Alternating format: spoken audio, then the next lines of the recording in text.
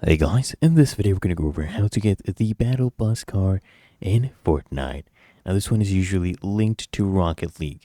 So the way this works, okay, and the first way that the players can actually get the Battle Bus, and this method is the only one that works and has allowed players to earn both this for early and free. And if you have it already unlocked in Rocket League, basically, okay, and if you have the Battle Bus in Rocket League, and you've signed in to the latest update that was V36.1, okay, then you'll receive it inside of Fortnite as well. Basically, granted that you have basically both the games use the same Epic account, okay?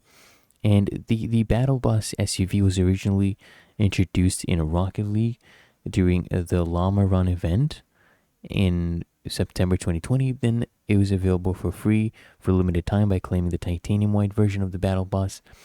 And what happens now, if you already have it on Rocket League, you have it linked by Epic Games, right? Then you would have it on Fortnite as well.